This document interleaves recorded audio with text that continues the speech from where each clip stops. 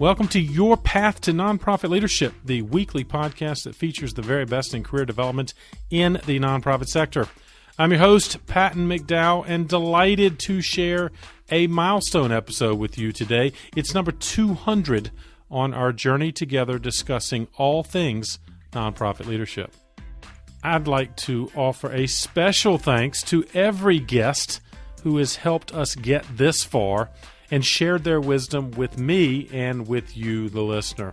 And of course, a special shout out to Lauren McDowell, who has engineered every one of these episodes since we kicked it off on National Philanthropy Day back in November of 2019. Well, as you would imagine, a special episode warrants a special guest. And in fact, I've got two. Becky Endicott and Jon McCoy are the wonderfully talented duo that lead an organization called We Are for Good. And as they describe it, it's a digital kindness and social impact community. Among the many things they do to support the sector and leaders like you is they produce a fantastic podcast, also called We Are for Good. And they were gracious enough to join me for this special episode. And I think you're in for a treat. Becky and Jon have contemplated for the last several years some of the key issues and topics facing nonprofit leaders.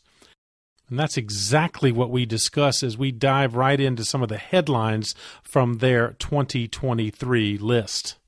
And it won't surprise you to learn that I have found kindred spirits in Jon and Becky, as supporting nonprofit leaders is definitely a passion we all share. Many reasons to check out the show notes for this episode. It's number 200. Just go to the new podcast page at pattonmcdowell.com and you'll find all of the resources we discussed, as well as more information on Jon and Becky and the wonderful work they are doing through We Are for Good. Without further ado, please enjoy my conversation with Becky Endicott and Jon McCoy. Becky and Jon, thank you for joining me on the path. Hey, Patton. So glad to be here. Awesome to be here. Thanks for having us. Well, the feeling is mutual. You all were wonderful hosts as I joined you on a recent episode of your We Are for Good podcast. And I'm delighted that you're joining me and bringing your voices to a special episode for Your Path to Nonprofit Leadership. In fact, this is number 200. And I cannot think of a better duo to join me, because you, in all honesty, are wrestling with some of the same issues in our sector that many of the listeners listening to this episode right now are dealing with. Their challenges, opportunities as well. And of course, you've done some wonderful programming recently, and we'll touch on that. But let's dive right in. We're going to talk about a number of issues, but I want to give Becky, you the first chance. What is a key issue you think that is facing the nonprofit sector, nonprofit leaders in particular? I think the biggest one that I'm seeing from our vantage point in our community is that nonprofit leaders are really struggling with recruiting and retaining really incredible talent right now. And the reality is a lot of the nonprofit sector is just flat out burnt out.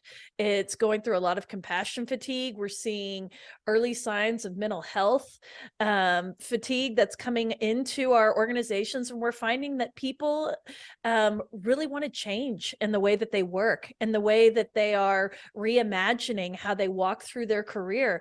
And rest just remains this really extreme countercultural act for the nonprofit sector.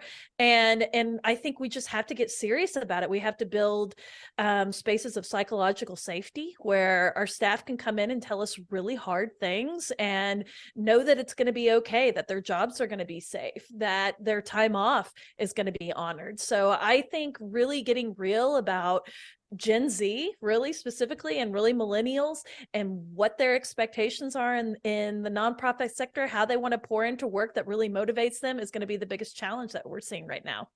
Fantastic. And I bet we'll get back into that in our conversation as it continues. But you're right. The impact of mental health and burnout is affecting some of those tactical things like talent acquisition and retention, right?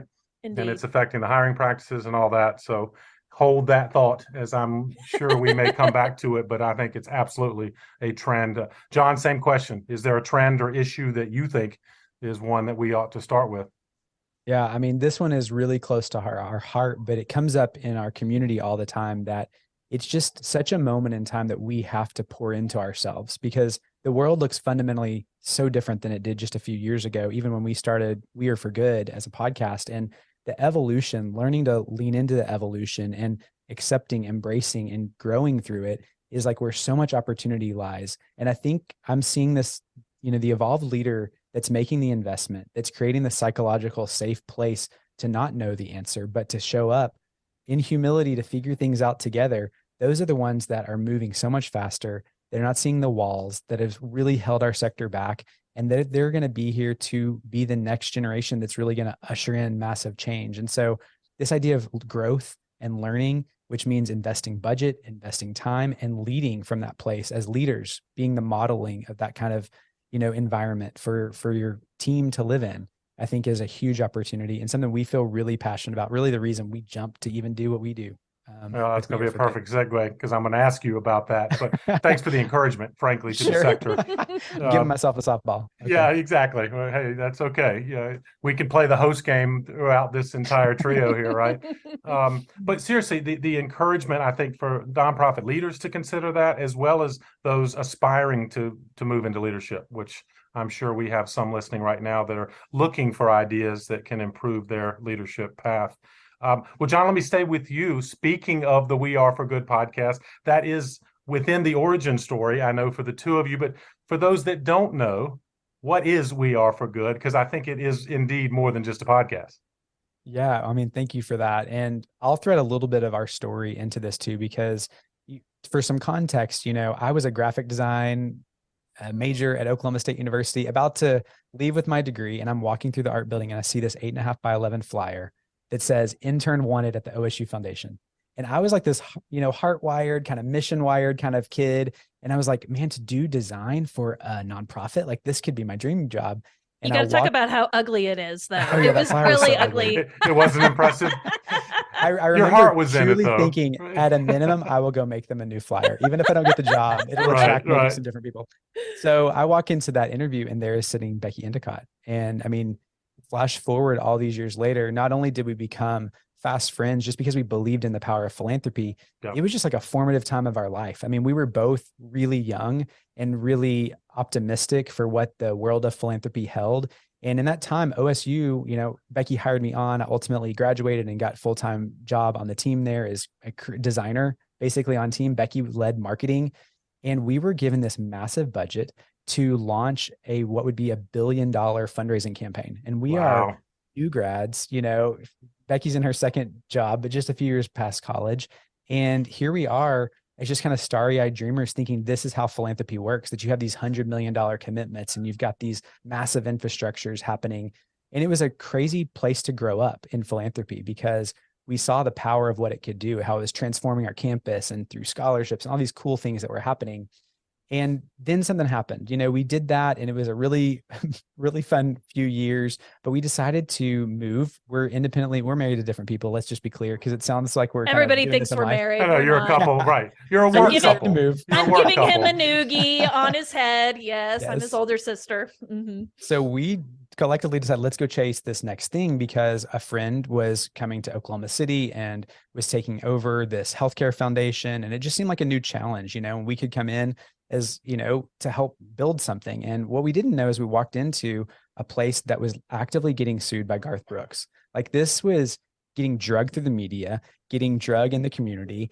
And there was no culture, what we call a culture of philanthropy happening. And so to have the polarity of these experiences in a short period of time, I mean, was shocking to say the least, but set us up to just come back to the core value of like, what makes philanthropy so unique and so different? And we're using our storytelling lens and our marketing and design and narrative kind of lenses. And we started from within. And this is a huge part of our story.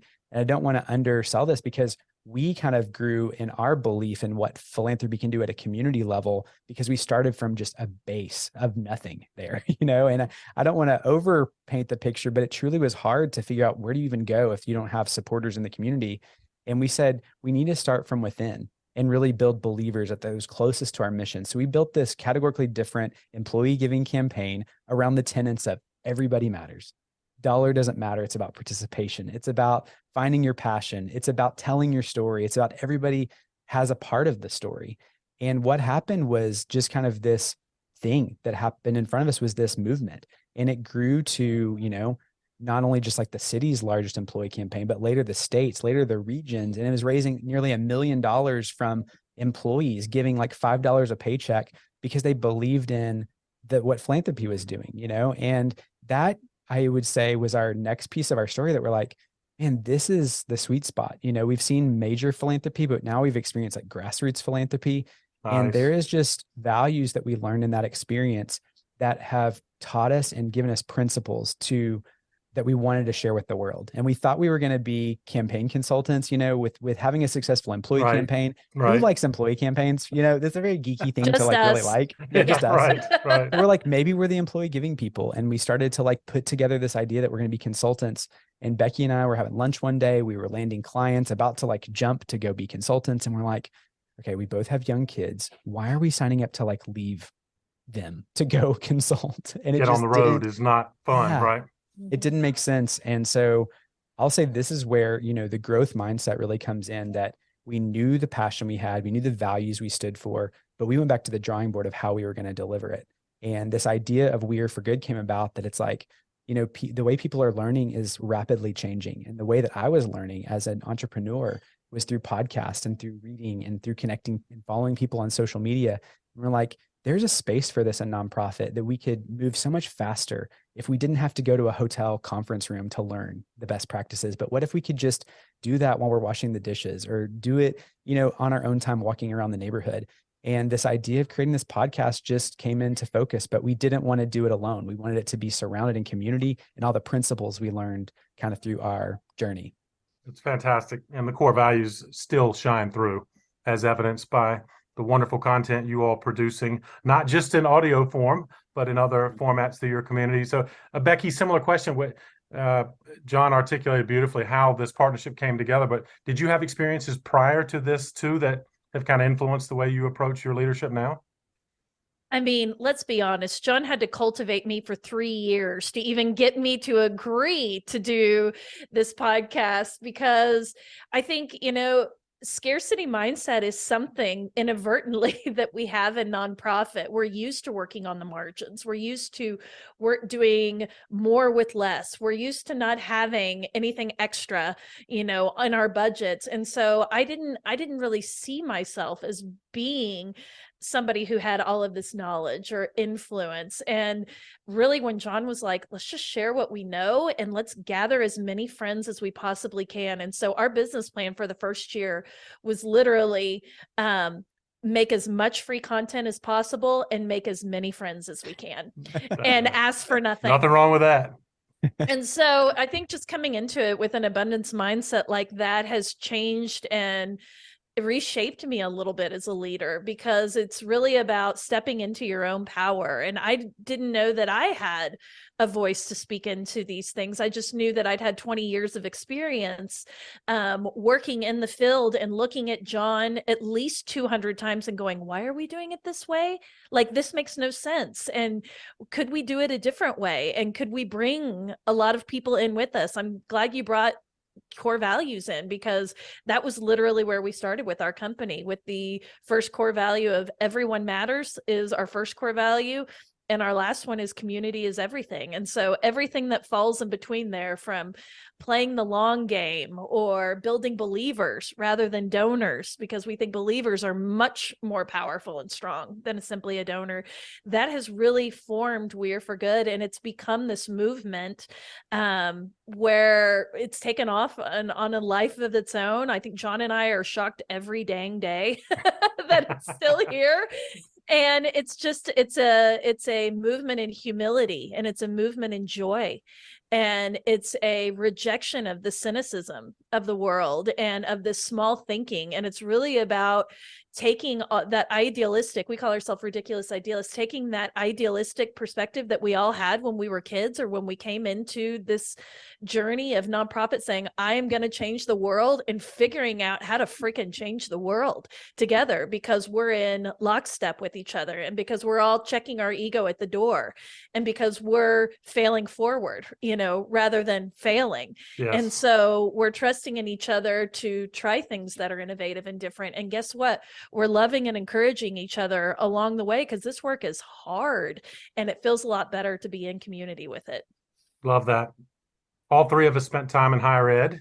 I Yes. noticed, speaking of some similarities, and Becky, you had a good experience there, would you say? But I did. And your community now, though, is much more than higher ed. Does it literally transcend all nonprofit sectors? It transcends all communities. I mean, I think we were thinking so small when we were thinking about launching We Are for Good. We were thinking about nonprofit, and now we've cascaded into social impact, into social entrepreneurship, into B Corps, into the stay-at-home mom who's at home with her baby, who really believes in helping women get educated around the world, or the little league dad who's going to work, but he's volunteering for his United Way and he wants to do something good in his local community. And I think we can all gravitate toward the fact that we just want to do something good, and we're going to try to make good as accessible. We're going to make it as equalizing and democratic as possible. And you can show up as you are, and you're going to get a lot of learning and teaching here. And we're probably going to laugh and tell really embarrassing stories about each other, or about ourselves. That'll make it more interesting, that's for sure. human. Yes, indeed. All right, well, Jon, set the table for us. You all have been doing some fantastic programming of late around 9 nonprofit trends that matter in 2023. Talk about the origin of that kind of series, if you would, and then maybe we'll dive into several of those trends themselves. Thank you. I mean, so just to give context, if you've not listened to our podcast, we come at you 3 days a week. So the amount of conversations that we've had since we launched in summer of 2020 has truly just, snowballed really quickly. And the gift and curse of that is that Becky and I are always just kind of amassing all these kind of ideas, and we see commonalities when we talk to people, sometimes across the big pond, sometimes in the same community as us, and sometimes definitely from big metropolitan areas too.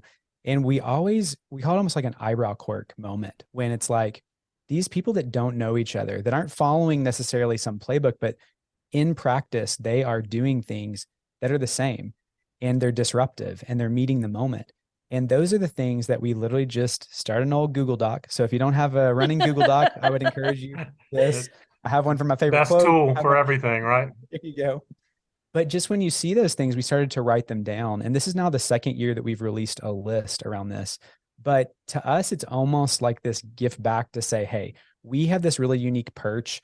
It's hard to keep up with the amount of content we share, right. But we want to really lift, what are these things that we think could be really momentum shifting if an organization centers this in their work. And we've got case studies to talk about it. We've got people that you can go follow and find on LinkedIn and chat with them, probably, because the community that surrounds this work is so open and so encouraging and so kind that it's real people that are implementing this. So we try to connect people with the tools and the tips, and we've landed on 9. Becky and I absolutely have to arm wrestle, because I would say this list was about 15 this year. Maybe. I was going to ask you how that emerged or evolved. There was definitely several Zooms where, I'm going to go ahead and get off. Let's talk about this later after we can settle a little bit. Hey, well, how many trends were there in 2022? 8. 9? Okay, 8 last year. So we're slowly getting more and more. I didn't think about that. But we could link up in the show notes, maybe both lists. Is that possible? Absolutely. Because I think that would be something that our listeners will certainly find of interest. But yeah, Becky, anything else that went into your mindset as to these trends or things that generally how you put it together? I mean, I think it was exactly what Jon said. How can we give back these insights that we keep seeing as low-hanging fruit for the sector? We see these things trending, and those that are seizing it are having such incredible success and they are winning in this post-COVID world. And it's like, how do we curate it? How do we get the framework? How do we get the toolbox and the case study? And how do we gift that to everyone? So I think we're going to unpack some. If you'll let me, I'm going to go into the first one. And if I can say one more caveat, because this, I don't try to bring out cynical Jon at all, right, in this, but I do think at the beginning of the year, I think it's really fascinating that you always see a lot of companies start to drop their list of these are the things that are important. Right. When 8 of them point to like things that they sell, you know, and I'm like, okay, maybe it's don't not trust that self-serving, is it, for you guys? It's truly like independent of like, this is what we really think matters. Like there's not a sales pitch or funnel behind this. This is like actual real life applied. So there's some more tone setting. Sorry, Becky. Well, that's perfect. And Becky, indeed, the first one I think you and I have on our list, prioritizing self-growth. I'm going to love that concept, but tell us, what do you mean by that, and how is it, and why is it a trend? We had purposefully put this one as number one. Yep. Because we believe that self-growth is an ongoing process. It is a roadmap for how you invest into yourself.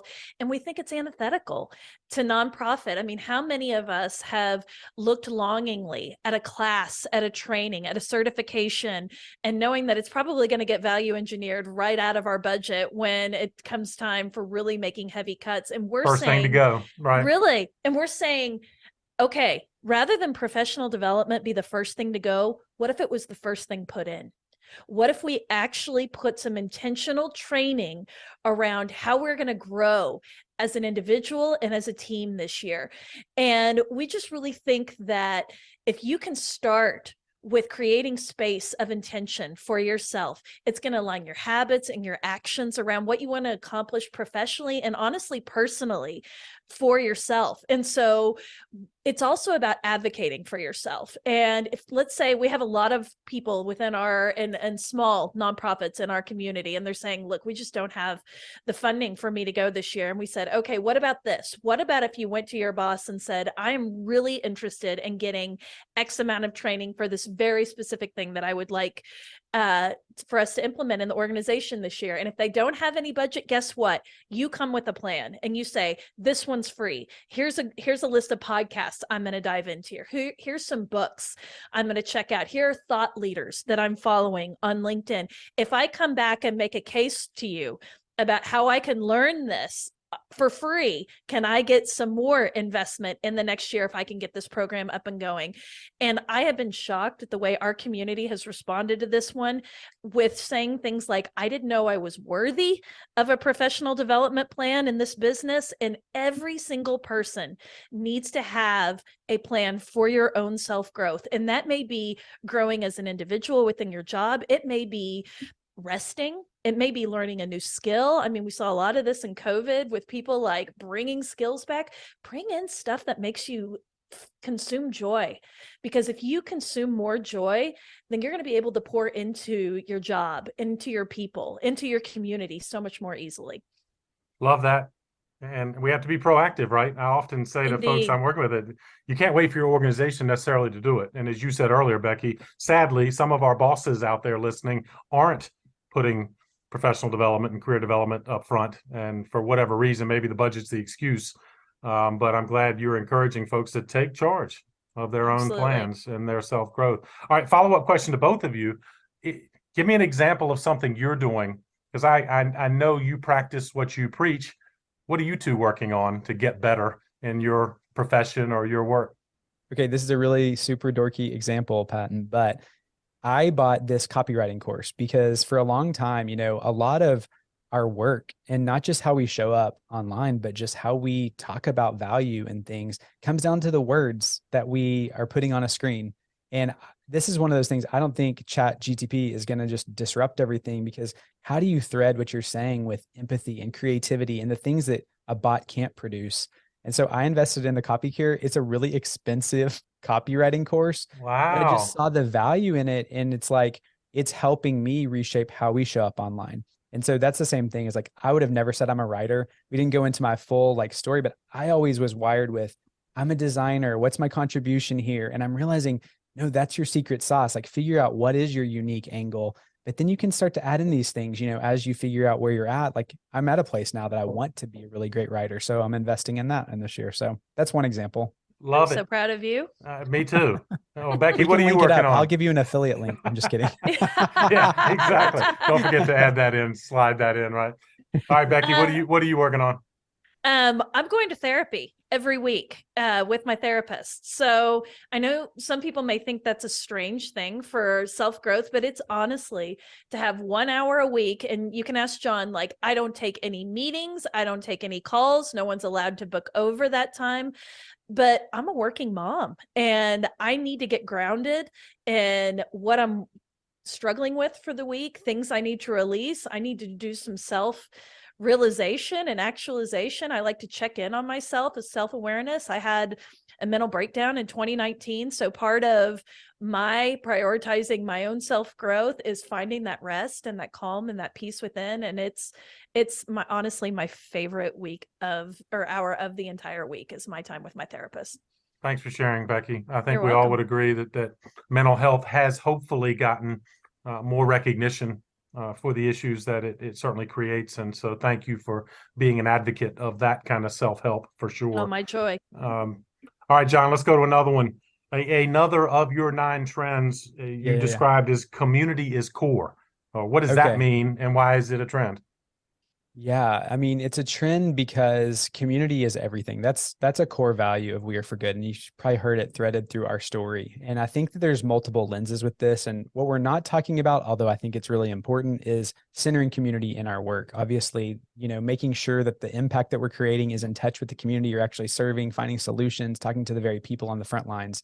But we're actually talking about this from a different lens for the purposes of this trend. And that's about this idea of creating belonging around value aligned people that surround your work and mission. And so we just launched a podcast episode about this with Floyd Jones. So if you don't follow him, he is like community embodied and we love him. He's the partnerships director over at Give Butter.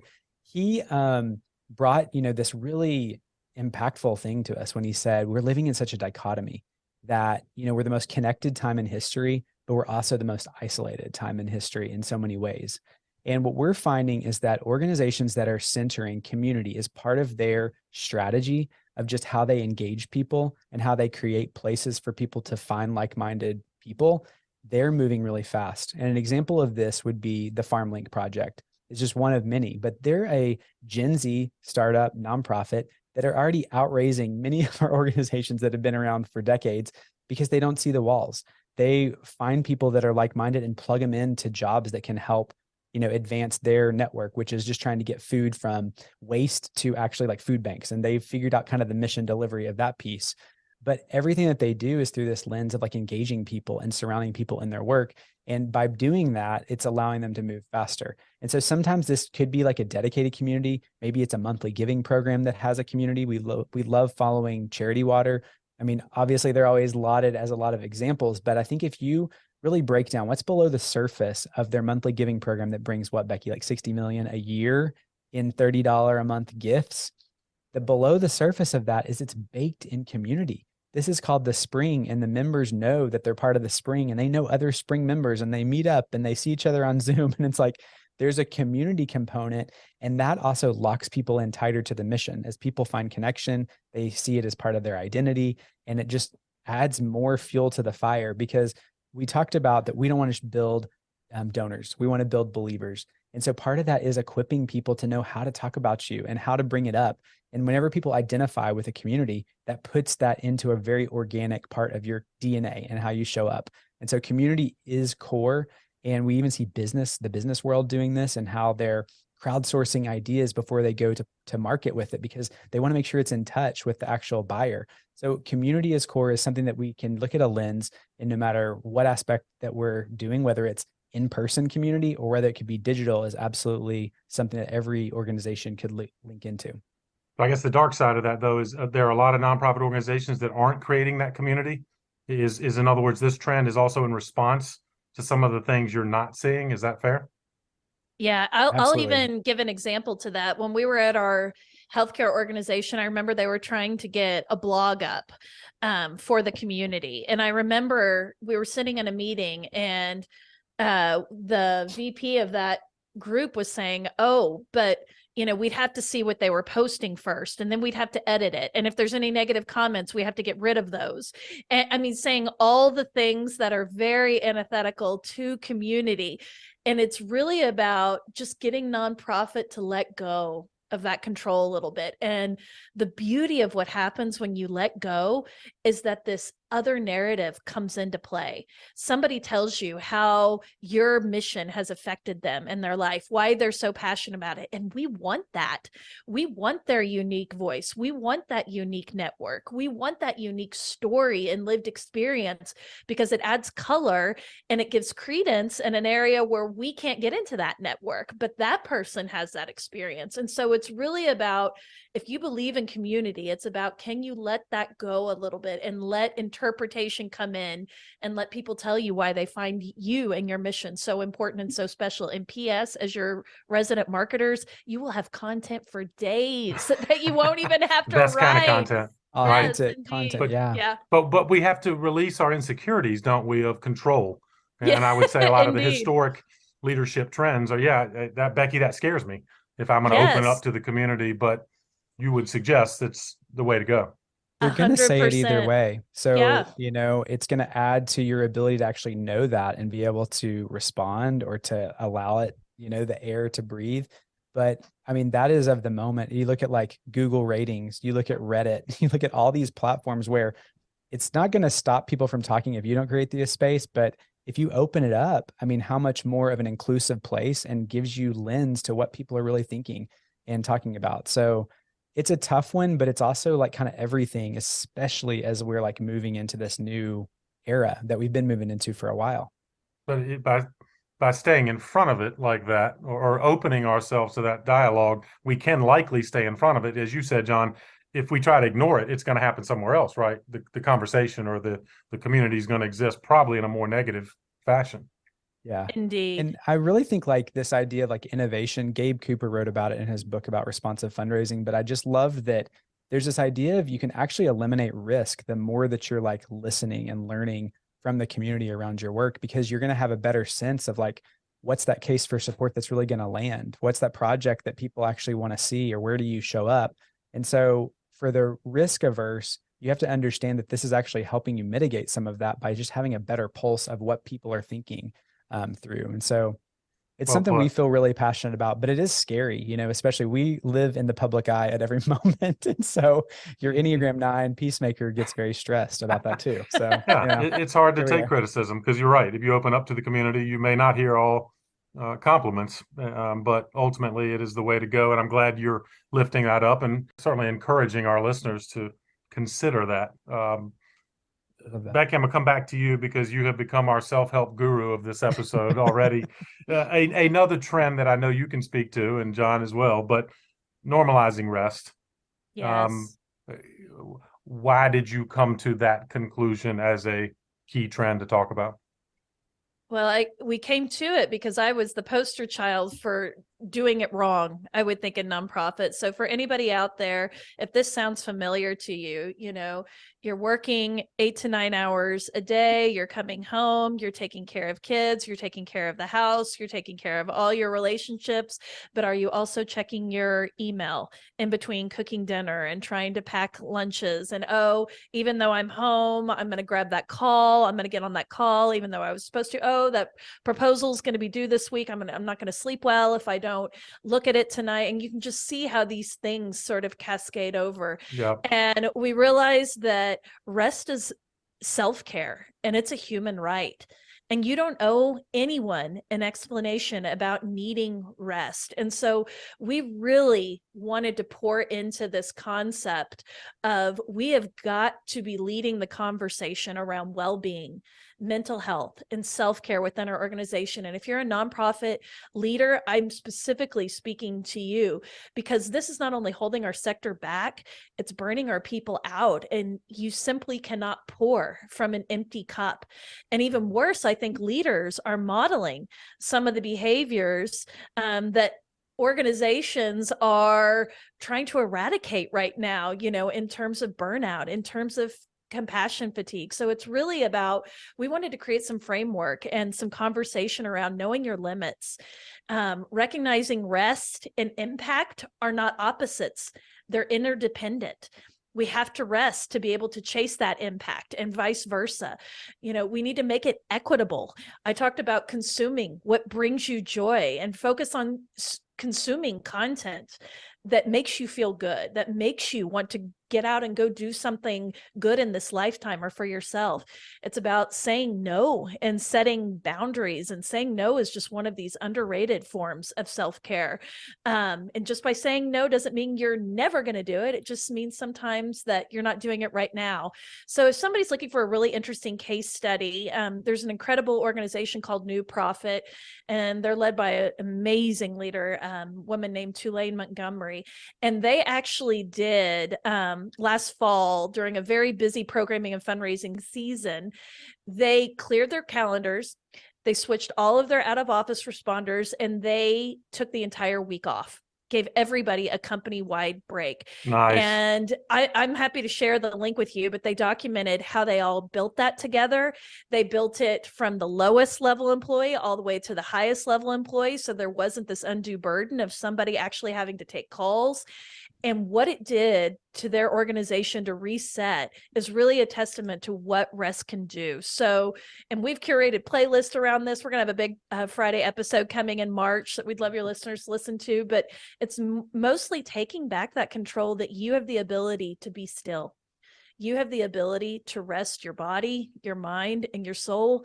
And we need you to, because this work is hard in nonprofit and this work on the front lines. So take care of yourself so you can take care of that mission. Love that. And I want to underline what you said. The leaders listening, they have to model that, right? And because I think they sometimes pay lip service to it, but then you email your whole team at midnight. What kind of modeling is that? Or what kind of example do you set? And I'm guessing that's the kind of thing you experienced and or saw, and thus we need to normalize it to, hey, you can shut it down at the end of the day and spend time with your family. Yes. I mean, I worked at a healthcare organization, and I would get text, up until 1 a.m. of my grandfather's in the ER. Can you help get me through? And you just have to create some of these boundaries around rest. Otherwise, it's just going to creep right in. Excellent. Not surprised. Each of these issues are thought-provoking, and I'm delighted that our listeners are going to ponder not just what they mean from the way you've contextualized them, but what they can do about it. And so I appreciate the advice. And Jon, I guess we'll wrap up some of these key trends. We're going to tease all 9 of them. We may not get to all 9, but another one that I was fascinated by was one you all described as lock arms for impact. What does that mean? And tell us how it might apply to a nonprofit leader listening right now. Love to. So let me just kind of put some context before we jump into this, is that, it's really important that we dial in what specific impact is your mission creating. And this is where the data matters. The actual metrics matter, because you want to be absolutely accountable to say, this is what we're really good at. We're actually shifting this thing. And we can be able to say that, because once you know your niche and you know the impact that you're making, it's setting you up to be able to have the next level of conversations, because no organization is set up to do everything well, but we are set up to know what we can be uniquely good at and then own that, for your community. Absolutely. Or maybe it's on a national or worldwide level, know what that is. So once you're armed with that, you're armed with the data, you're armed with the impact, you can now go and find partners that we say lock arm for impact. And, I will say I have grown so much in my mindsets around partnerships since we launched We Are for Good, because part of my responsibility for 10 years in healthcare was overseeing the galas. I mean, the team, my annual giving team, was responsible for all the events and the golf tournaments and the galas and the mailers and all this stuff, so I was very much in the work. And very often we would default to the partnership look like sliding across a packet of pick your table size, so we can partner with your organization. And that's not all bad. There's probably opportunities for, meeting people that way and getting in the door. But what we're seeing, this lock arms for impact, where it changes the game, is when you realize that these are not one-dimensional partnerships. This is not just a cash transaction changing hands. This is what is opportunity is available. If you know your impact and you're walking into a corporation, they don't just have money. They may have money. They probably have tech that they could help you with. They have people that could be unleashed around your mission. They have influence in the community, and you have a lot of assets that they could, garner from as well. And so what we're seeing, and I'm going to lift the Bob Woodruff Foundation. They came on the podcast. Anne-Marie Doherty came in and she schooled us in the best ways about partnerships because, this is a veterans focused organization that is all about partnerships. They have their own funds, but they are so generous in the way that they form partnerships. And she was walking us through. I was like, Anne-Marie, how did y'all partner with the NFL? And she's like, it's really just as simple as just a Venn diagram. It's like we looked at the places that we serve and we overlaid that with the places where the stadiums are and where the games are going to be. And we talked about this huge footprint of veterans that love football. And we go into this conversation of like, look at what we're doing. Look at how this overlays with your business objectives and your goals. And they walk out with this like massive partnership. And I just think if we thought about things like that, that's so much more valuable than the NFL buying a $5,000 table and sitting in our gala, but it's really playing to the strengths, knowing your impact, being confident and walking into the room with that. And what's cool is that Anne-Marie shared that story, and then our community that surrounds our work inspires us daily. And we got to give a shout out to Adam Miller because he is in our community. He started his nonprofit since we started We Are for Good. And so he has been part of our pro community. He's leaning in, he's growth mindset. He's everything we describe. He set up a meeting after listening to that episode with Anne-Marie, learned from her one-on-one, and now is actively like landed a deal with the NBA in a similar fashion for his nonprofit. And I hope I'm not spoiling anything, Adam, but I mean, this is the kind of new thinking that a new nonprofit could really walk in with that. Well, if they understand what the value is and they understand how to have these conversations, anything is possible. And that's what gets us so excited about the linking arms that could happen and why we want to show up generously and just open-handed for how our mission is going to take place. We know our vision's the impact uprising, but we don't know exactly what that means and how it's going to play out because we're going to lock arms with people along the way. And it's going to get so much better and more beautiful at every step. Love it. As you have done throughout this conversation, I'm grateful. You opened with compelling headlines. You've helped unpack some of these 9 trends. Again, our listeners need to check out all 9. They only got a taste of maybe 4 of them. Final question, if I could, before we talk about our favorite books, however. Becky, let me start with you. I mean, someone thinking about getting into nonprofit leadership right now, any final advice amidst everything else that you've already shared? You probably run into people that come to you and say, hey, I'm thinking about starting a nonprofit or getting into nonprofit. I'm sick of my work at the bank, or sorry, all the bankers listening right now. But yeah, in your community, I'm sure. Yeah. What do you say to somebody thinking about nonprofit leadership? Here's what I would say. It is the most rewarding journey of your entire life. And so I would say if you can align these 5 things, you are going to find an incredible nonprofit job. 1, if you can find what is the cause you're most passionate about. 2, what is the opportunity you're most excited about? 3, what is your compensation that you need to have? 4, where is your location need to be? And maybe it's virtual. And 5, what is the type of culture that you're looking for? If you can answer those 5 things and create a dream list for yourself, I can assure you there is some mission out there in the world right now who is waiting for your gifts, talents, and abilities to niche into. And I will say, we are waiting for you in nonprofit. If you're an innovator, we need you. If you're someone that moves quickly, we need you. If you are somebody who is a risk taker and is ready to try something new, we need you. Come on over. It will fill not only your professional cup, but your personal cup as well.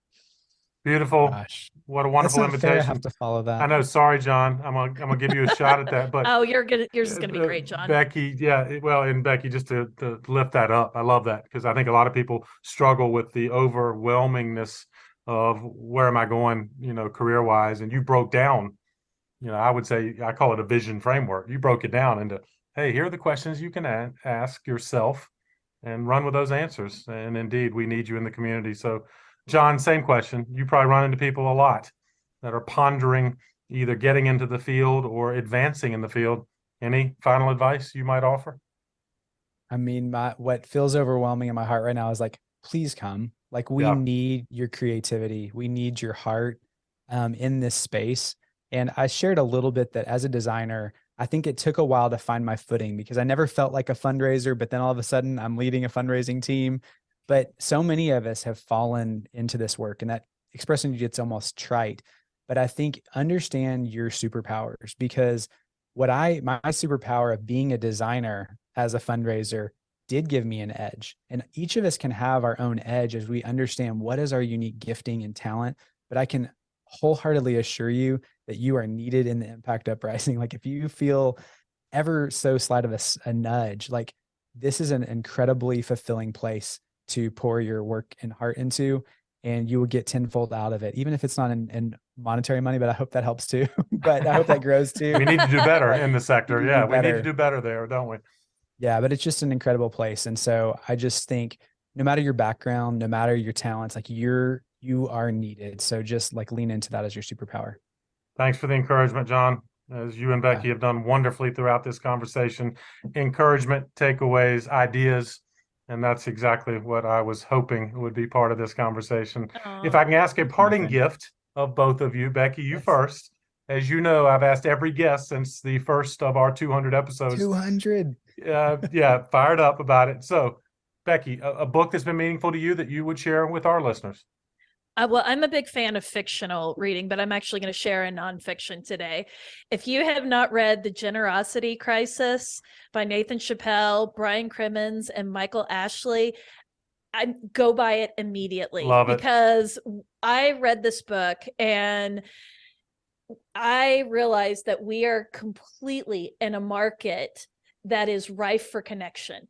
And so nonprofits, if we're going to survive, let alone thrive, in a declining generosity market, we have to understand that we are in a battle for connection, and we have to establish radical connection with our constituents, our believers, our donors. And this book actually gave me a lot of hope about how to do that. And I think what we're seeing, and what Jon already illuminated with community is core, this is the way. This is the future. And I just thought this book was absolutely brilliant. So there you go. I gave Beautiful. a nonfiction. Are you shocked, Jon? I am shocked because I always go nonfiction, and I'm giving fiction today. Is that shocking? Hey, let's shake it up a little bit here in this episode. This is probably The Alchemist. I love that book. This book. Lauren loves that. My daughter. Okay. Jon, your kindred spirits. Yep. Yeah, but I think if you just find yourself just like wrestling through, like, where is my purpose? Where do I want to go? I feel like this book is just such a balm to that, and just like embracing the journey, finding the unexpected places where meaning happens, and it may lead you back to where you started, or maybe not. But I just think that this book kind of just gave that breath of fresh air for me and gave me a lot of perspective, and it's just a feel good read. So definitely add it to your list. Yeah. Excited to add it to a list that I hope will encourage our listeners to read more. Speaking, Becky, if they will give themselves more time for themselves. It's a great way to relax. Exactly and rest. Right. Yes. I'm a big fan. All right. Well, Becky, you first. Where can people find out more about you and the great work you two are doing? Well, you can come find me. I'm just an email away at becky@weareforgood.com. Very active on LinkedIn, Twitter, sort of active on TikTok. I'm 43, so I'm trying to understand TikTok. I missed that train. Yes. Yeah. So yeah, come find me for sure. And also I would say come join our community. We have a free community. It's weareforgoodcommunity.com. And it's the place where you can share all those questions that you were too afraid to ask in your staff meeting or behind a chat forum paywall. We're very kind and open and want to help you get unstuck. Indeed. I've seen evidence of that. And Jon, same question. And maybe Jon, an add on. What else is coming up on the horizon for We Are for Good? Thank you. I mean, yeah, definitely. I would love for anyone to reach out. We're just an email away. I'm Jon@weareforgood.com, or find me on LinkedIn. Would love to connect and just keep chatting with you. We have a lot of exciting things happening on We Are for Good. We're launching new podcasts this year that are going to serve kind of different spokes of the sector. So if you're looking for your people, you're looking for your community, like there's a lot of that happening. We just launched a job board. So jobs.weareforgood.com. We're just really intent about helping people get aligned this year. And that starts a lot of times with finding a vocation that you like come alive at. And so part of this Impact Uprising, we wanted to create a place that the jobs here, it's not just a typical job board, but it's been vetted that these places uplift DE&I practices, not only in how they hire, but how they show up in the world. They also pay living wages, and they provide paid medical leave, which we think is just such an important topic that we all need to be fighting for. And so you can find that at jobs.weareforgood.com if you're looking. It's a great place to start your search. Jon, Becky, you have delivered and then some. Oh, Thank you you. are so kind. I can't believe we're 200. Thank you so much for that. That's such a fun milestone. Honored to have you both. And thank you for continuing to do the great work you're doing in our sector. We need it. And I know our listeners are going to enjoy connecting with you if they haven't already. So thank you again for joining me on the path. Thank you so Grateful, much. Proud friend. to be your Thank you. ally. Well, I hope you enjoyed this conversation with Jon and Becky as much as I did and came away with some new insight about the key trends that will certainly affect you and your colleagues in nonprofit leadership. Don't forget about the show notes. They are available on our website, pattonmcdowell.com, where you can find out more about Becky, about Jon, about their podcast, their free community, and much more of the good things happening at We Are For Good. Once again, thank you for sharing this episode with someone else on the path.